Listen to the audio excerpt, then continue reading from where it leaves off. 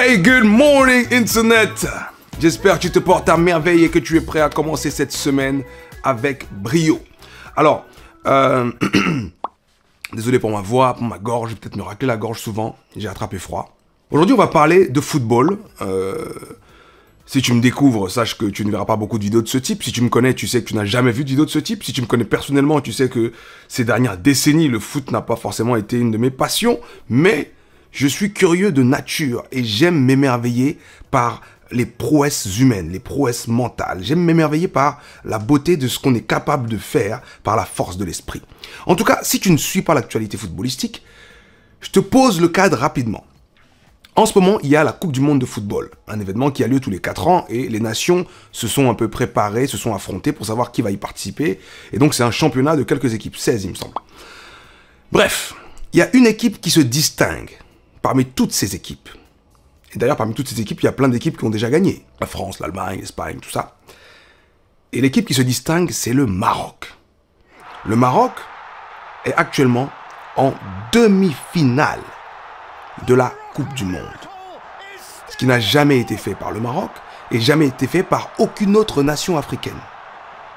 Sauf qu'avant la demi-finale, le Maroc était en quart de finale, ce qui n'avait été fait que par 3 nations africaines.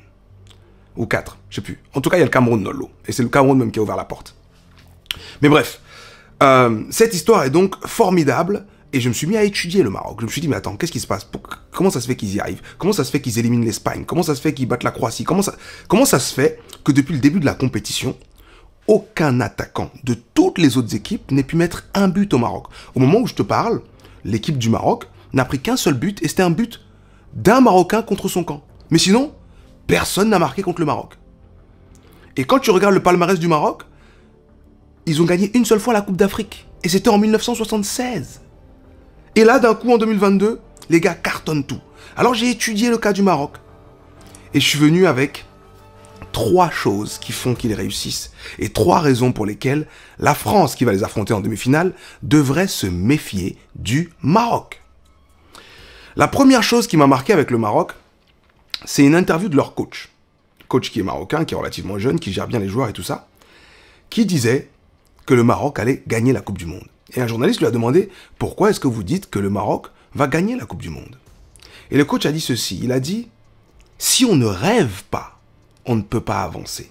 Si on ne rêve pas, on ne peut pas se battre. Alors il faut rêver. » Et ça, c'est le premier élément. Le Maroc rêve de gagner la Coupe du Monde.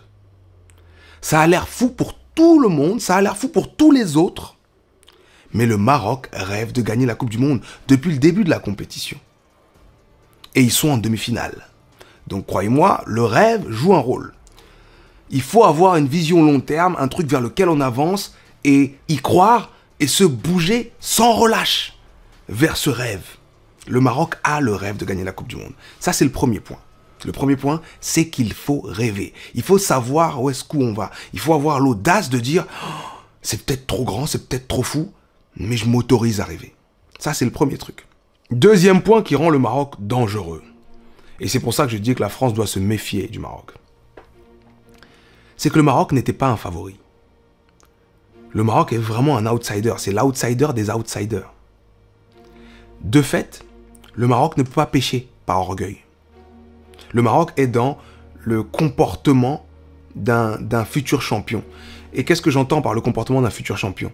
C'est qu'en réalité, quand tu regardes les compétitions de ce type, tu vois ceux qui pêchent par orgueil, donc ceux qui viennent et qui se disent « Oh, on est plus fort qu'eux, on va leur rouler dessus ».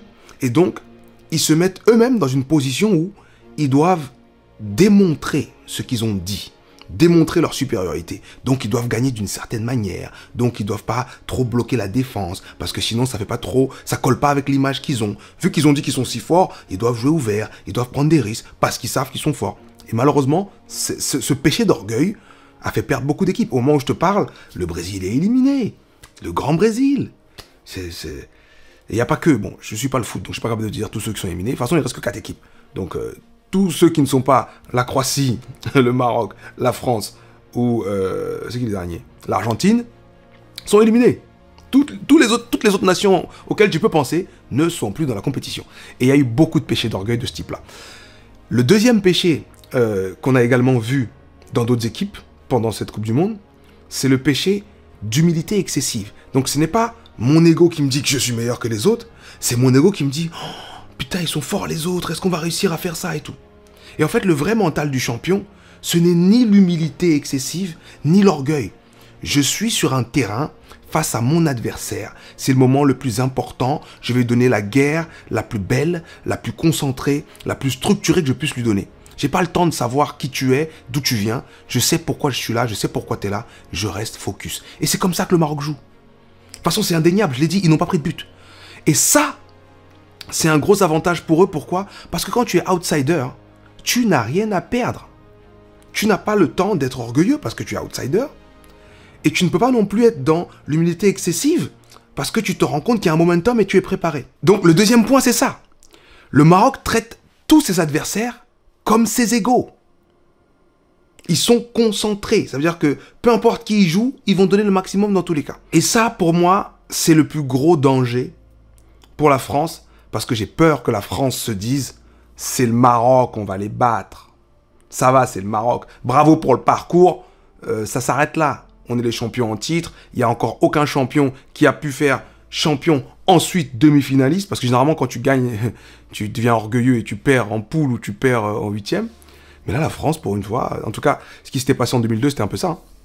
98 champion, en 2002. Et la même chose s'est passée pour l'Espagne aussi. L'Espagne avait gagné ensuite, juste après.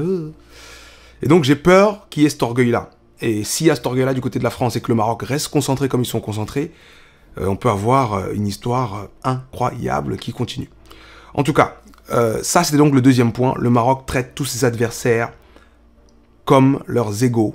Ils ne pêchent ni par humilité excessive ou syndrome d'imposture ou quoi que ce soit, ni par orgueil excessif de ouais. Ils sont là, ok? You, me, let's do it. Ça c'est le deuxième point. Le troisième et le dernier point, c'est que quand j'ai discuté avec des amis, je me suis rendu compte d'une chose. Dans une équipe, parce que généralement, moi, j'applique ça à mon travail de coach, d'accord? J'applique ça à mon travail de coach, j'explique aux gens que quand tu veux réaliser un rêve, il te faut la vision, donc le point 1, l'absence de logique, pour que tu te dises, j'en ai rien à faire que ce soit pas possible, moi je pense que c'est possible, j'en ai rien à faire que personne n'y croit, moi j'ai envie d'y croire, j'en ai rien à faire que ça n'a jamais été fait, moi j'ai envie de le faire. Donc il faut l'absence de logique, le rêve qui va te porter, qui va te pousser, qui va te propulser, qui est donc la destination finale. Et il faut la logique absolue, la façon dont tu gères ton day by day. Et donc en discutant avec des amis marocains, je me suis rendu compte que oui, ça aussi ils le font bien. Après, c'est vrai que ça, c'est pas les seuls à le faire, mais qu'est-ce que ça veut dire gérer son day by day? Ça veut dire avancer pas à pas. Prenons un exemple. Disons que tu as une voiture et tu veux aller du point A au point B. Entre le point A et le point B, il y a 500 km. Et c'est la nuit noire. Quand on parle de rêve, beaucoup de gens qui n'ont pas encore commencé à avancer vers leur rêve et qui n'ont pas encore compris qu'ils peuvent réaliser leur rêve, pensent que si tu ne vois pas clair du point A au point B, donc si le chemin par lequel tu vas passer n'est pas parfaitement éclairé et balisé, il est impossible pour toi de parvenir au point B en partant du point A. Pourquoi? Parce qu'il n'y a pas de lumière. Mais en réalité, je veux que tu penses à une voiture. Tu vois, tu as une voiture, tu mets ton contact, tu allumes tes phares éclairent à 100 mètres maximum. Et en fait, tout ce qu'il faut comprendre, c'est que voir à 100 mètres, ça suffit. Si tu vois à 100 mètres, ça suffit pour gagner tout ce que tu as à gagner. Voir à 100 mètres avec cette voiture, ça suffit pour parcourir des milliers de kilomètres dans l'obscurité. Parce qu'à 100 mètres, tu vois clair. Tu vois les nids de poules, tu vois les obstacles, tu vois les trottoirs, tu vois tout ce qu'il y a à voir. Et tu peux naviguer day by day. Et je trouve que c'est ce que le Maroc est en train de faire parce que à chaque étape, c'est-à-dire des matchs de poules, au moment où ils ont éliminé l'Espagne, au moment où ils ont éliminé le Portugal, c'est toujours un oh, c'est bon, on a validé cette étape, on a validé cette étape, on a validé cette étape. Et c'est un peu ça aussi que je veux qu'on garde en mémoire. C'est que quand tu as un rêve, oui, il te faut la vision, oui, il te faut l'absence de logique, mais il te faut aussi l'exécution day by day. Il te faut ce focus qui permet à un conducteur de conduire sa voiture dans le noir parce qu'il ne voit que 100 mètres devant lui. Tu ne dois pas imaginer ce qu'il y a après les 100 mètres. Tu dois juste voir les 100 mètres qu'il y a devant toi et tu les gères.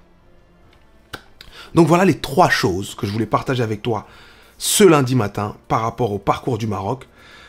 C'est vrai que ça ressemble à une vidéo footballistique, mais si tu regardes bien ce que j'ai dit, tu peux l'appliquer à ta vie.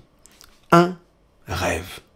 Il faut que tu puisses voir précisément là où tu veux aller, même si ça a l'air fou, même si personne n'y croit, même si tout le monde te dit « mais je sais pas ce que tu racontes toi ». Parce que imagine si le Maroc avait dit, il y a quelques semaines de ça, on sera en demi-finale contre la France. Je peux te dire que pour ceux qui font des paris là, parce qu'il y a beaucoup de paris avec le sport, la cote elle était en milliers. C'est une cote en milliers ça. C'est une cote, tu mets 1 euro, on te donne 2000 euros. Parce que c'était impossible. Pourtant, c'est ce qui s'est passé. Donc il faut le rêve.